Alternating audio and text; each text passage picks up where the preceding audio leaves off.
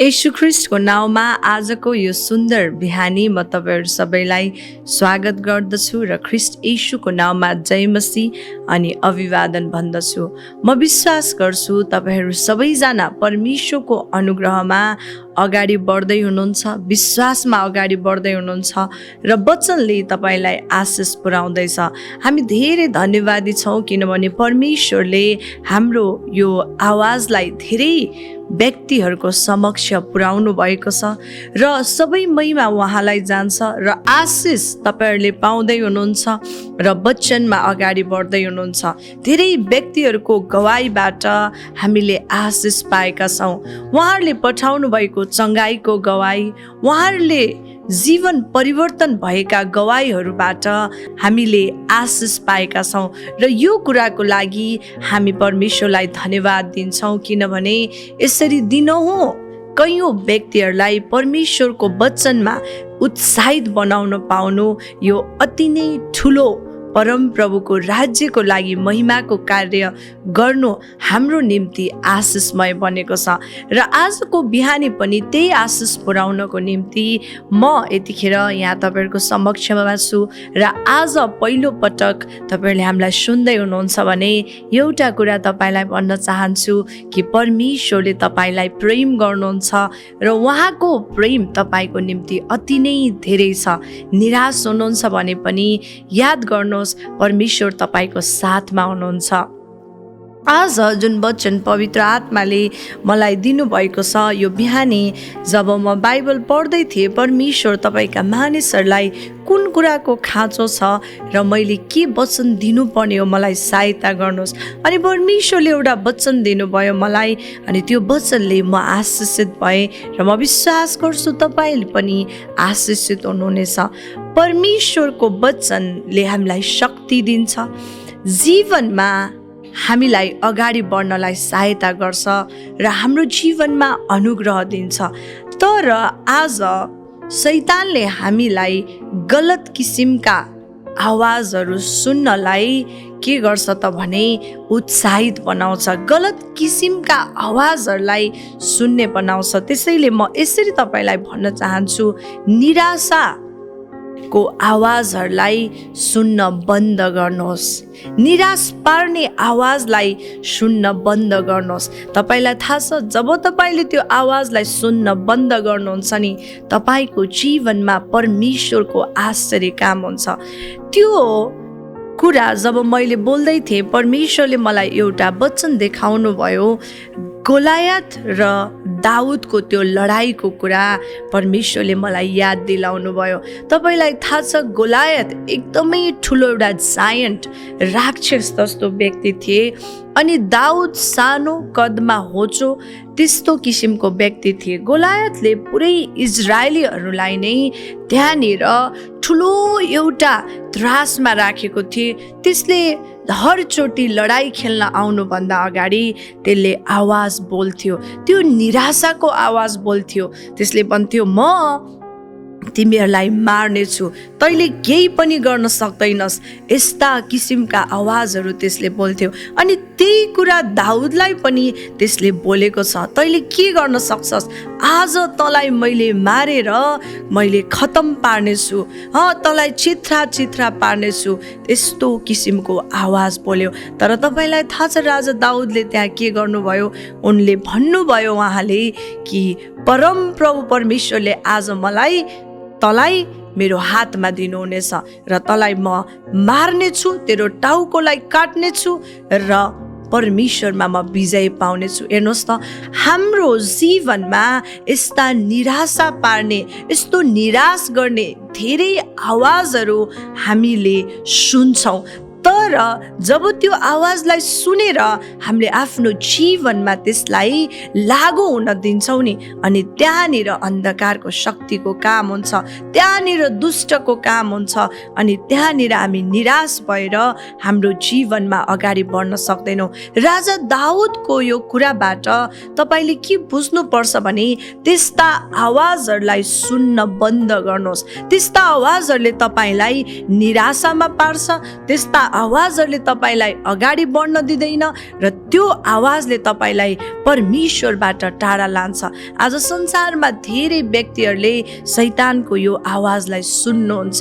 शैतानले तपाईँलाई भन्छ त केही पनि गर्न सक्दैनस्, तेरो जीवन खतम भयो, तेरो कुनै पनि अब यहाँ आवश्यकता छैन, त चाहिँ खतम भएर अब पुरै त चाहिँ कहिल्यै उठ्न सक्दैनस्, यस्तो किसिमको आवाज बोल्दछ। जब हामी त्यो कुरा सुन्छौँ अनि हामीले त्यसको आफ्नो जीवनमा कार्य हुन दिन्छौँ नि, अनि हाम्रो जीवनमा हामी केही गर्न सक्दैनौँ। राजा दाउदले परमेश्वरको त्यो आवाजलाई सुन्नुभयो र अन्धकारको शक्ति त्यो गोलायतको आवाजलाई सुन्नु भएन। यदि त्यहाँनिर त्यो गोलायतको आवाजलाई सुनेको भए राजा दाउदको जीवनमा त्यो विजय हासिल गर्न सक्दैनन्। उनले साँच्चै हेरेर हो त, ओहो यो गोलायत त्यति ठुलो छ, म यति सानो छु, मसँग त केही हात हतियार पनि छैन। हेर्नुहोस् त त्यो गोलायतको त हात हतियार कति धेरै छ, कति कस्ता कस्ता त्यसको त्यो वेपन्सहरू छ, हतियारहरू छ। त्यसको एउटा सानो धारले पनि मलाई लाग्यो भने म मरिहाल्छु भन्ने यस्तो किसिमको त्यो आवाजलाई यदि सुनेर लागू गरेको भए त्यहाँनिर त्यो लडाइँलाई दाउदले जित्न सक्नुहुन्थेन। आज तपाईँ र मेरो लागि पनि यही कुरा हो। तपाईँलाई थाहा छ अगमवक्ता एलिया ठुलो काम गरेर आउनुभयो, तर जब एलियाले त्यहाँनिर त्यो आवाजलाई सुने नि, त्यहाँनिर के गर्यो भने जिजबेलले एलियालाई भने आज जसरी तैँले मेरा अगमवक्ताहरू सबैलाई मारिस् अब म तँलाई मार्नेछु। अनि त्यो आवाज सुनेपछि एलियाको जीवनमा निराशपन आयो अनि उनी भागेर अनि लुक्न गए, डराए। आवाज जब हामीले गलत आवाजहरूलाई सुन्छौँ, जब हामीले निराश पार्ने आवाजलाई सुन्छौँ, हाम्रो जीवनमा डर आउँछ, फिक्री आउँछ, चिन्ता आउँछ, यसले मलाई मार्छ कि भन्ने कुरा आउँछ। अनि त्यहाँबाट हामी लाजमा शर्ममा पार्ने शैतानले काम गर्छ। तपाईँलाई थाहा छ रोमीको 10:11 तपाईँले हेर्नुभयो भने परमेश्वरको वचनले यसरी लेखिएको छ, धर्मशास्त्र भन्छ उहाँमाथि भरोसा राख्ने कोही लाजमा पर्ने छैन, जसले उहाँलाई भरोसा राख्छ त्यो लाजमा पर्ने छैन। तपाईँलाई थाहा छ राजा दाउदले भरोसा राखे, गोलायतको त्यो आवाजलाई सुनेनन्, परमेश्वरमा भरोसा राखे अनि परमेश्वरले शर्ममा पर्न दिनु भएन, परमेश्वरले विजयी बनाएर फर्काउनु भयो।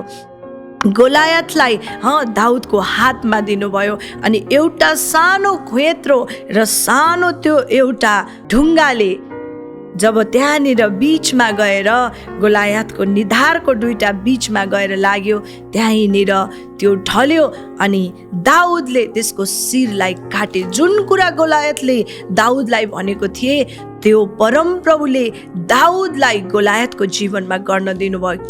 किनभने राजा दाउदले त्यो आवाजलाई सुने जो परमप्रभुको आवाज थियो। आज शैतानको आवाज हामीले सुन्छौँ, तेरो जीवनमा केही हुँदैन, त निराश भएर बाँच्नुपर्छ, तेरो आवश्यकता छैन, त कुनै पनि कामको छैनस्, यस्ता किसिमका भन्ने व्यक्तिहरू धेरै तपाईँको जीवनमा अघि पछि हुनेछन्। यस्तो किसिमको निराश पार्ने कुराहरू तपाईँको जीवनमा आउने, तर परमप्रभुमा भरोसा राख्ने व्यक्तिलाई परमेश्वरले कहिल्यै लाजमा पर्न दिनु हुँदैन।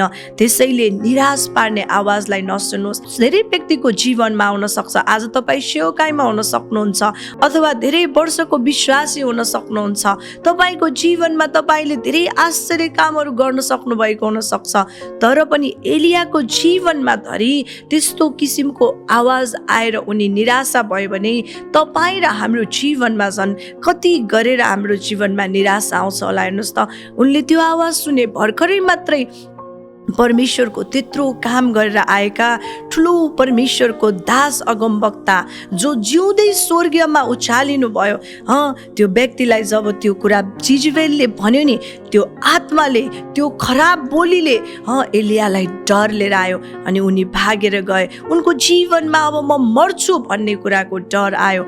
आज निराशा पार्ने आवाज तपाईँको पछि पछि नै छ, त्यसले हर पटक तपाईँको पछि आएर बोल्छ। आज यसलाई म छिद्रा पार्छु, यसलाई खतम पार्छु, त केही पनि गर्न सक्दैनस्, तेरो जीवन खतम भयो भन्ने किसिमका आवाजहरू बोल्छ। तर याद गर्नुहोस्, परमप्रभु परमेश्वरमा भरोसा गर्ने व्यक्तिलाई कहिल्यै परमेश्वरले लाजमा पर्न दिनुहुन्न। आज तपाईँ जवान हुनुहुन्छ, वृद्ध हुनुहुन्छ, दाजुभाइ दिदीबहिनीहरू जो पनि हुनुहुन्छ, तपाईँको जीवनमा यस्तो निराशा पार्ने आवाज कसैले बोलेको छ भने त्यसलाई इन्कार गर्नुहोस्। शैतानले तपाईँको जीवनमा यस्तो आवाज बोलेको छ भने त्यसलाई इन्कार गर्नुहोस्, भरोसा गर्नुहोस्। गोलायतलाई तपाईँको हातमा परमेश्वरले दिनुहुन्छ। राजा दाउदले जस्तै परमेश्वरको आवाज सुन्नुहोस्। निराशा पार्ने आवाजलाई सुन्न बन्द गर्नुहोस् र परमप्रभुमा भरोसा राखेर अगाडि बढ्नुहोस्। आज तपाईँ निराशामा हुनुहुन्छ, बिरामी हुनुहुन्छ, चिन्तामा हुनुहुन्छ, तपाईँको परिवार मिलेको छैन, शैतानले तपाईँलाई यो कुरा भन्न सक्छ कि सबै कुरा नाश भयो, तर परमप्रभुले नाश गर्नुभएको छैन। परमप्रभुले नाश हुन दिनुहुने छैन। परमप्रभु तपाईँको साथमा हुनुहुन्छ। यशायाको पुस्तकमा हेर्नुभयो भने परमेश्वरले त्यहाँनिर हजारौँ पटक यो कुरा भन्नुभएको छ कि नडराऊ, म तिमीलाई शर्ममा पर्न दिने छैन, म तिमीलाई उचाल्नेछु। परमप्रभुले आज तपाईँलाई यो वचनबाट यो भन्दै हुनुहुन्छ कि म तिमीलाई उचाल्नेछु। निराशाको आवाज मेरा प्यारा परमेश्वरका प्रियजनहरू सुन्न बन्द गर्नुहोस्। परमेश्वरको आवाजलाई सुन्नुहोस् र परमप्रभुले तपाईँलाई उचाल्नुहुनेछ। परमप्रभुले तपाईँलाई लाजमा पर्न दिनुहुने छैन। तपाईँको युद्ध उहाँले लड्नुहुनेछ। त्यो गोलायतको शिर काटेर तपाईँको चरणमा परमप्रभुले दिनुहुनेछ। जब परमेश्वरको आवाजलाई तपाईँले सुन्नुहुनेछ र निराशाको आवाजलाई सुन्न बन्द गर्नुहुनेछ। मेरो जीवनमा पनि धेरै पटक निराशाको आवाजहरू बोल्ने व्यक्तिहरू छन् र बोल्ने व्यक्तिहरू धेरै छन्, तर परमप्रभुले हर पटक यो वचनबाट मलाई देखाउनुहुन्छ, यदि तैँले त्यो आवाजलाई सुनिस् भने परमेश्वरको कार्य हुन सक्दैन। अनि मैले हर पटक यो वचनलाई आफ्नो हृदयमा राख्छु। परमेश्वरमा भरोसा गर्ने व्यक्तिलाई लाजमा पर्न दिनुहुन्न। मैले त्यो आवाजहरूलाई सुन्न बन्द गर्छु र परमेश्वरमा अगाडि बढ्दै जान्छु। तपाईँ पनि आज यही कार्य गर्नुहोस्, ती आवाजहरूलाई सुन्न बन्द गर्नुहोस्। आमेन। आज यदि तपाईँलाई यो वचनले आशिष पुर्याएको छ भने आफ्नो कमेन्ट सेक्सनमा गएर आमेन भनेर 3 पटक टाइप गर्नुहोस् र यो कुरा पनि लेख्नुहोस्, म निराश पार्ने आवाजलाई सुन्न बन्द गर्नेछु। आमेन। आउनुहोस्, यतिखेर हामी आराधना गर्नेछौँ र आराधना पछि म हरेकको निम्ति प्रार्थना गर्नेछु।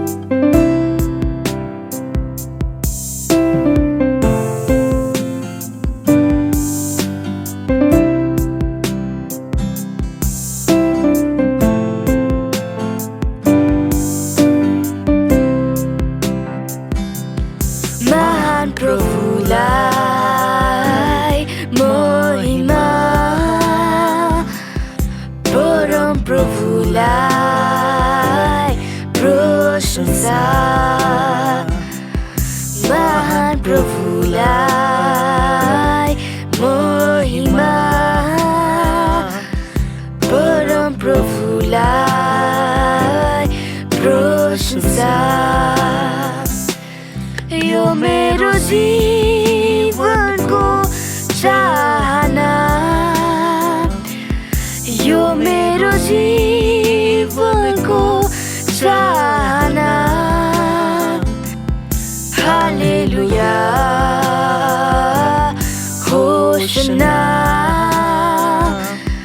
हालेलुया, होशना। वर्तमान मेरो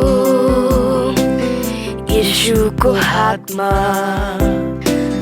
भविष्य पनि तपाईको साथमा।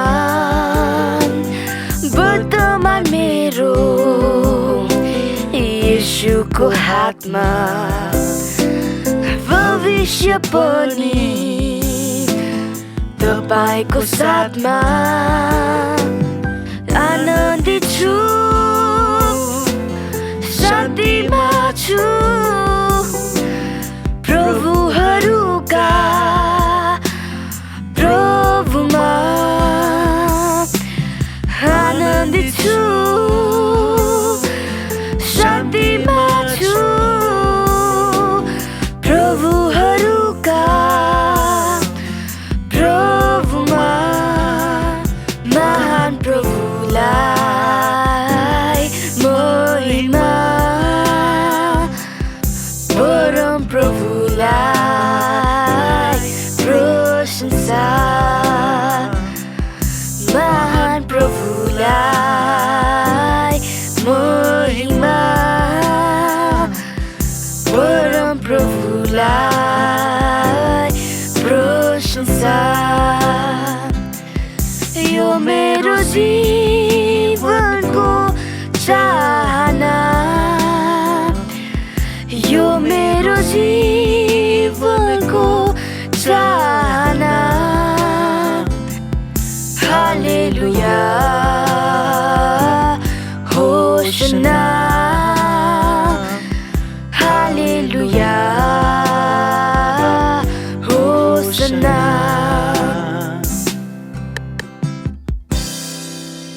आउनुहोस् यतिखेर हामी प्रार्थना गर्नेछौँ।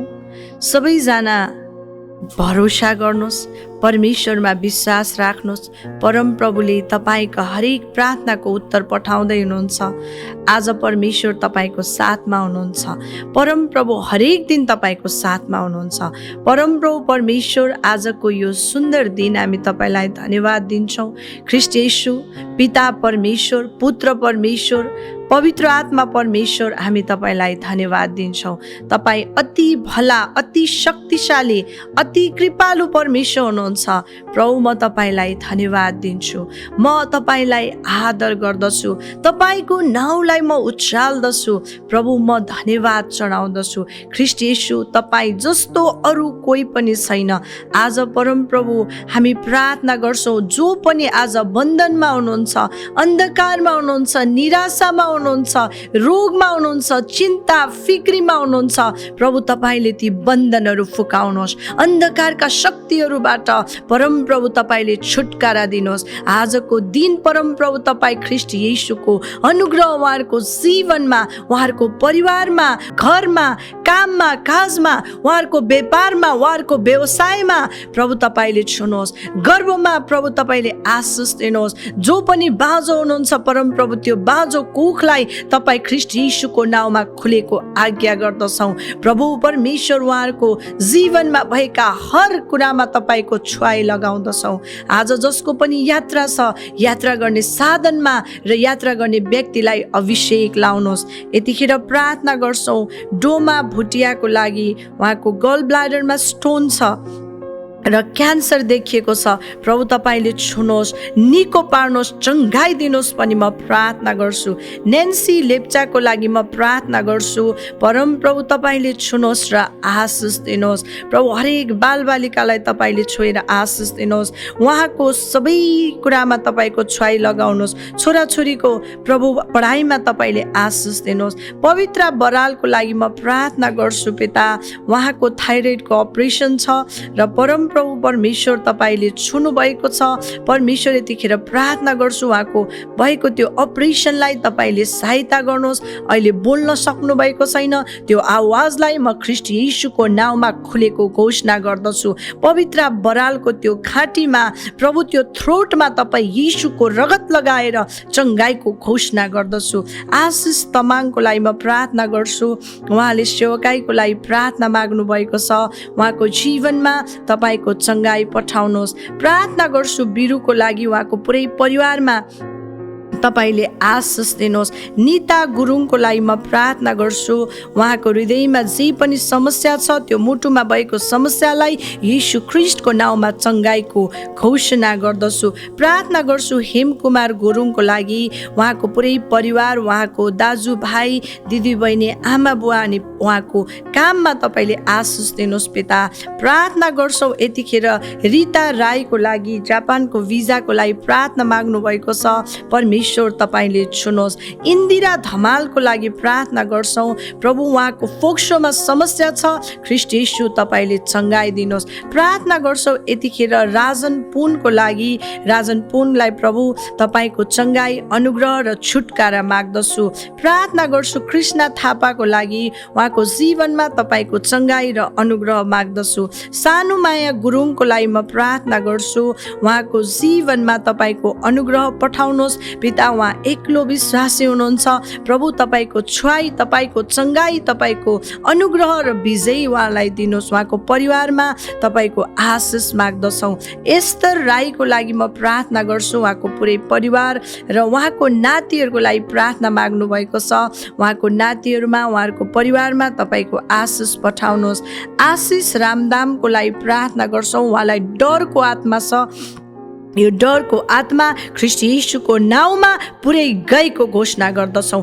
डर, फिक्री, चिन्ता गएको छ येशू ख्रीष्टको नाउँमा। कल्पना गुरुङलाई एलर्जीको समस्या छ प्रभु, तपाईँले छोएर चङ्गाई दिनुहोस्। सरिता देवानको लागि प्रार्थना गर्छौँ, परमेश्वर तपाईँले छुनुहोस् र निको पार्नुहोस्। उत्तम घिमिरे र उहाँका दुवै छोरा बुहारीहरूमा तपाईँले आशिष दिनुहोस्। कुसा मणिको त्यो खुट्टामा तपाईँले छोएर चङ्गाई दिनुहोस् भनी म प्रार्थना गर्छौँ। यतिखेर प्रार्थना गर्छु पिता, सरिता देवानको लागि, उहाँले आफ्नो जागिरको लागि प्रार्थना माग्नु भएको छ, जसको निम्ति पनि जागिरको प्रार्थना माग्नु भएको छ प्रभु, तपाईँले छोएर अनुग्रह गर्नुहोस्। माया रामु दामुको लागि प्रार्थना गर्छौँ, उहाँको राइट ओभरीमा त्यो सुजन छ, सोइलिङ छ, येशू प्रभुको नाउँमा त्यो सबै कुरा निको भएको आज्ञा गर्दछौँ। त्यो पाठ्यघरको पुरै सिस्टमलाई, रिप्रोडक्टिभ पुरै सिस्टमलाई रिन्यू हुनलाई म आज्ञा गर्दछु।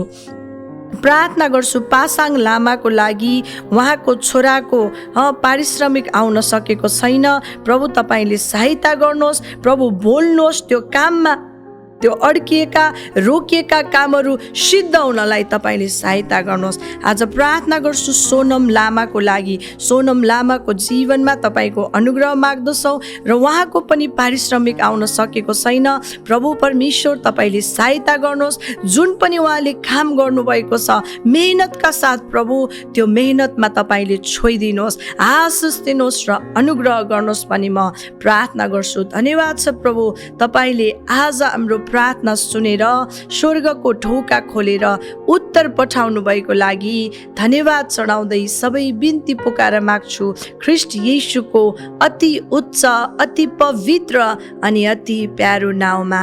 आमेन, आमेन, आमेन।